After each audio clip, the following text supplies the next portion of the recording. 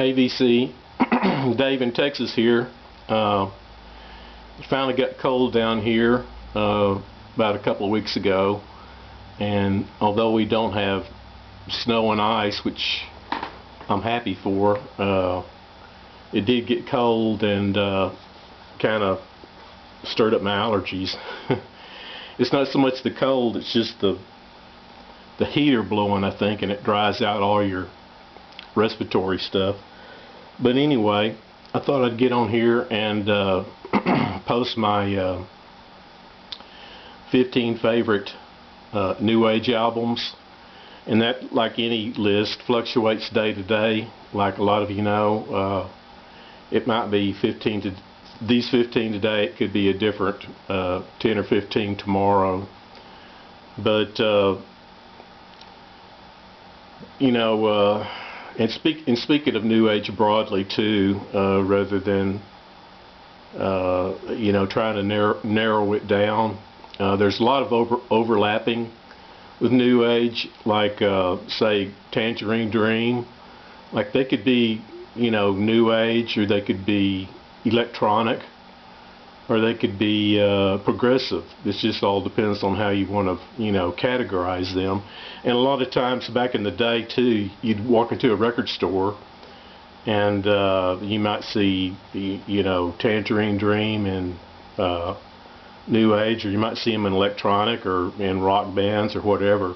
And a lot of, that's just how they tried to, you know, classify things. Klaus Schulze is another one, and I'm sure a lot of krautrock German bands, you know, that kind of had similar things, like, and you know, he would be another one. But at any rate, I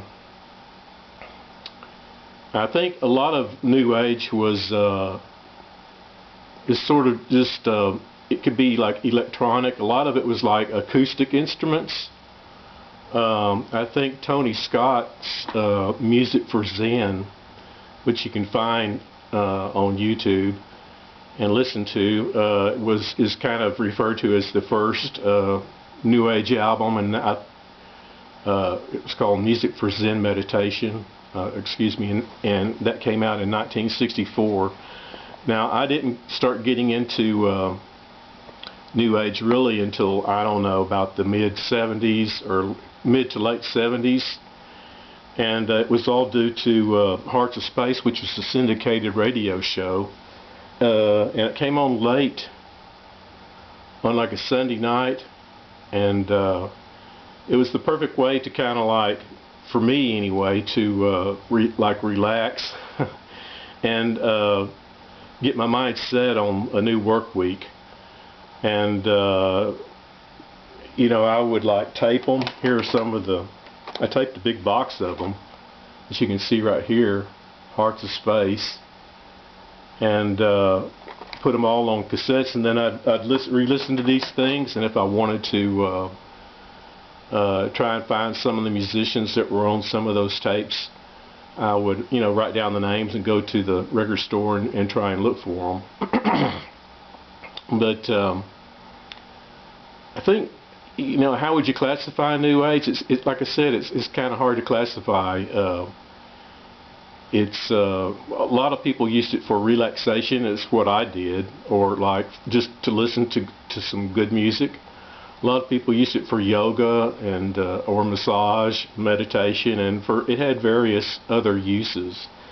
But also another early artist that came out that is generally known in that category is Paul Horn.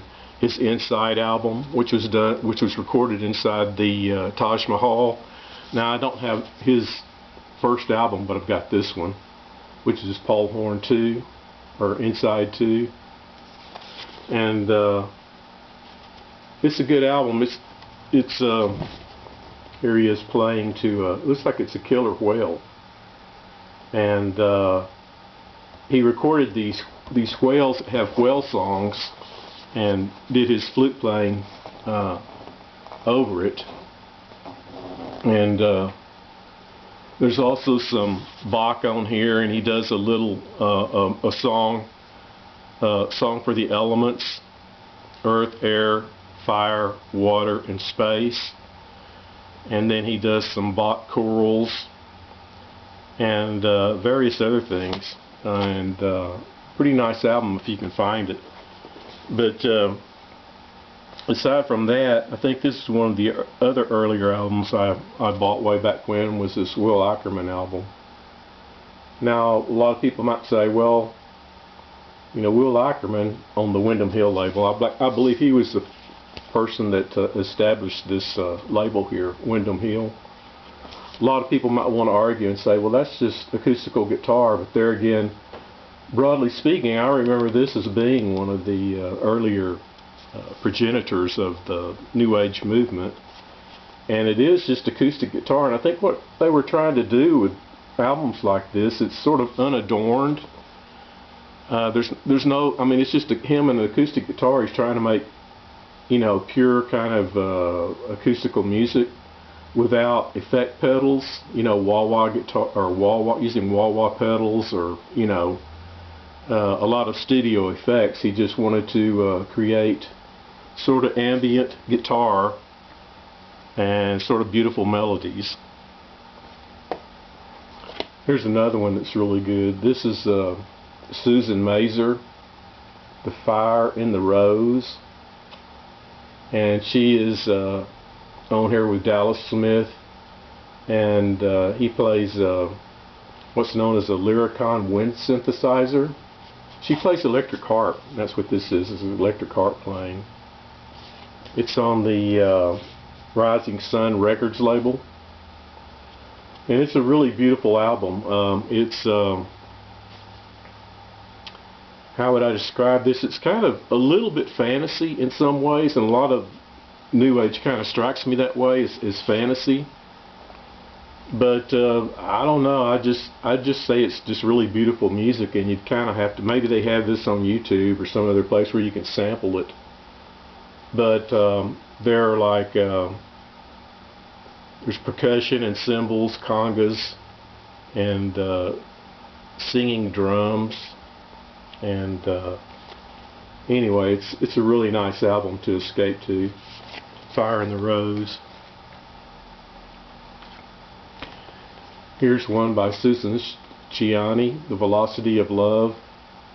She was an early female musician, and she's still around these days making records that got into the synthesizers and stuff. And a lot of people may think this is a little bit treacly or syrupy or whatever, but I like it. To me, I mean, it's sort of it does have kind of a romantic feel to it, and also a very warm feel to it. So I don't know. I kind of think too, also, like New Age got a lot of short shrift, or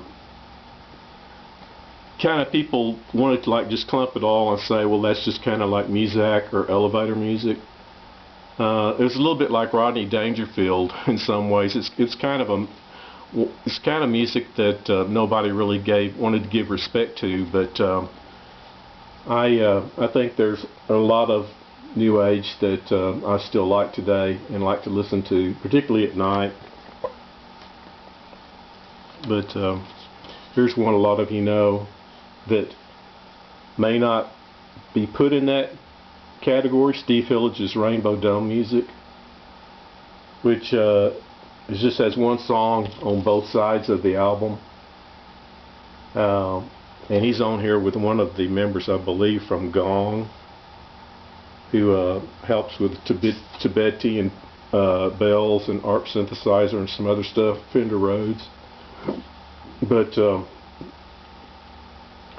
it's not a real heavy sounding synth album. It's kind of more kind of like he loops things and he kind of creates this atmosphere with it. It's really well done, though. That's definitely my favorite Steve Hillage albums. Is this one here. His other albums got a little bit more heavy and rock oriented, which are fine, but I prefer that one. Probably his best. Here's another synthesis, Steve Roach, and I've got, this is on the Fortuna label. I've got many albums by Steve Roach, and I really think this is his better one. This album here, it seems like it's real spacious, and it has a lot of like breathing room in it or something, and it's kind of real quiet, real hard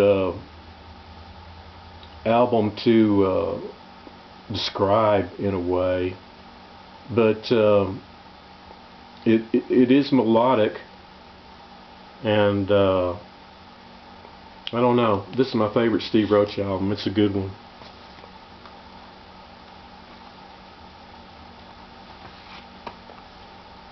Here's Deuter, or Deuter, I believe it's Deuter. Now this is the first album I bought by him, called Cicada, and it's on the Cut label, I believe is how you say it. And Deuter plays synthesizers and you know, wind instruments like this, and he would capture, like a lot of New Age artists, he would capture acoustical elements like the water flowing and birds and wind and so forth, and like include that in his songs, which gave it a real organic feel to it. But I do like this album a lot, but I could also recommend this one here, which I have on tape, called Call of the Unknown, Selected Pieces, and this is on the Celestial Harmonies label. And this is just kind of like an overview of a lot of his different albums. If you just wanted to go that route, this would probably be a good way to go, just to hear a large part of his different selected works. But yeah, this would be a good album to start with if you've never heard anything by him. And I believe Georgia O'Keeffe, the Southwest artist out of New Mexico, did the artwork for that cover.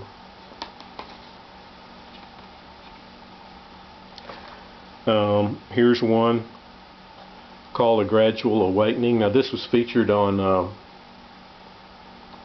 Hearts of Space, Dana and Clements, and I don't believe this ever, I've only got this on cassette, but I think that's the only way that this album ever appeared. I don't think it was ever put on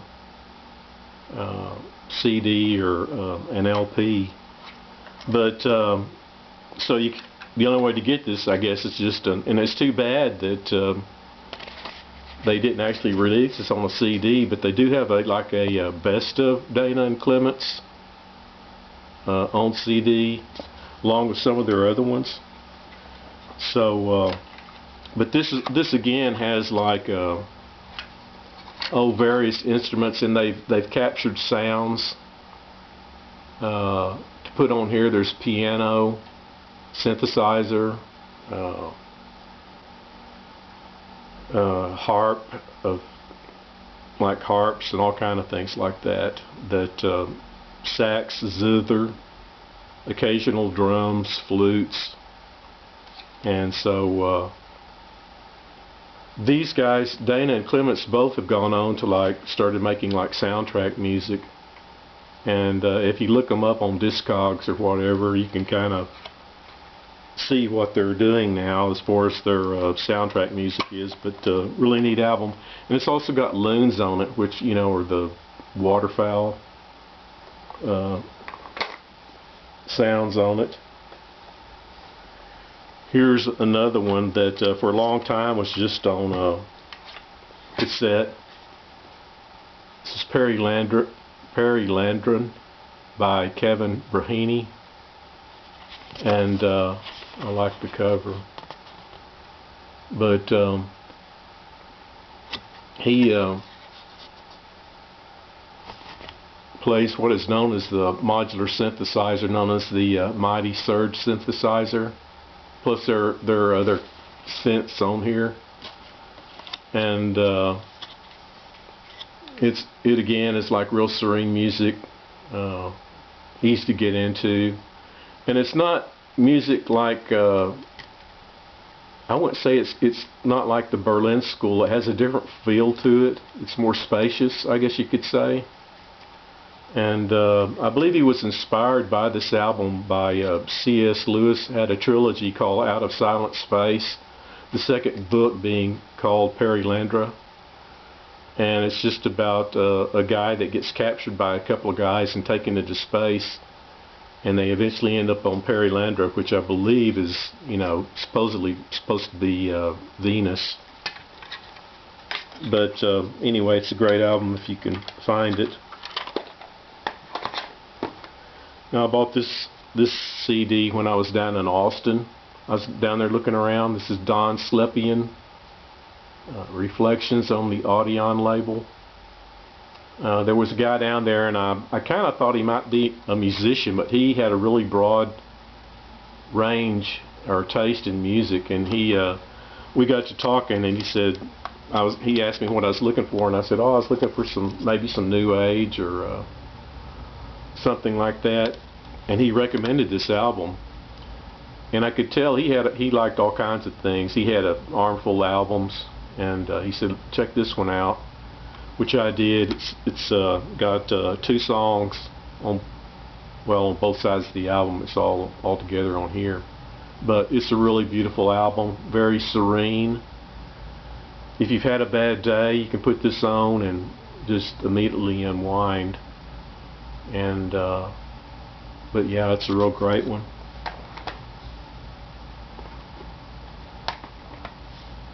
Here's another artist I like, and I've got many albums by him, Andreas Vollenweider.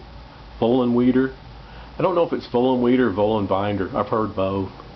But this is Caverna Magica, Under the Tree in the Cave. I got to see Andreas play down in Austin many years ago, and it was a great concert. It was around the time this had been released, or White Winds. I can't remember. But me and my brother saw Andreas one night and The Cure the next night. It was a great 2-day concert. Andreas plays a harp, but there are other musicians on here with him. And I would say this is kind of like, much like the cover, it's kind of fantasy oriented. Like all of his other albums are a little bit that way, and they're also kind of ethnic and like world music, but really great music. I've got, like I said, several albums by him. Here's another one that I heard on Hearts of Space. This Giles Reeves, Wunjo. The songs that he was inspired by Viking ruins. Now you wouldn't know that from just hearing the songs themselves. But I can only say it's on the MCA label, Master Series. But it's just a really neat album. Like I said, it is very nicely made songs and easy to get into. This guy here too, Richard Bermer. This is his first album called Mosaics. It was one of the first albums I picked up when I was getting into this synthesizer new age music. And this goes through all kind of different changes and textures and that type thing.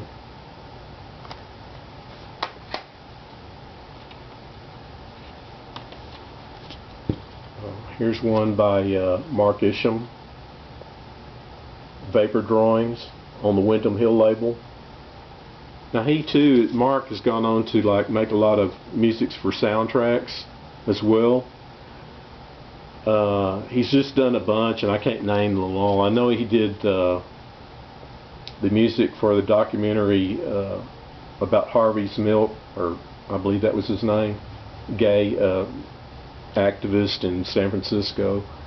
And he's done Never Cry Wolf, which is a documentary about a guy, I forget where he was, but that was doing research on wolves. I want to say the Antarctica. But this is a really neat album. A lot of neat textures. A lot of imaginative stuff on that album.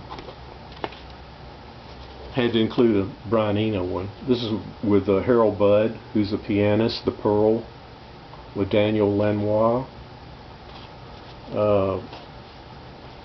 Brian did a bunch of these albums with Harold Budd and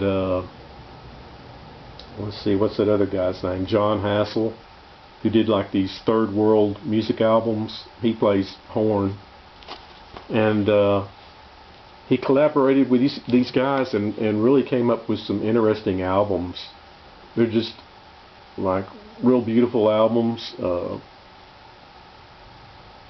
with textures and, you know, all that type thing, but really beautiful. So still listening to New Age today. Here's one I picked up here recently by Don Harris, Shell Game. I love the cover on it. Now, Don plays keyboards. I'm thinking this is mostly piano. I was listening to this the other night, and this is a good album that you know, a lot of people might say, well, all New Age sounds the same. Well, I was listening to this the other night, and I was kind of like, it kind of started sounding all the same to me, very samey. But the more I listened to it, and sometimes you have to listen a little bit closer to this stuff than you would, say, normal rock or jazz or whatever, but it started to reveal more and more of itself to me. And the further I got into it, the more I started liking it. So glad I picked it up. At any rate, there's around 15 or so albums of New Age, and I've got some more over here that I might do a part 2 of. So hope you're staying warm and everybody is listening to some great tunes out there. We'll talk to you later.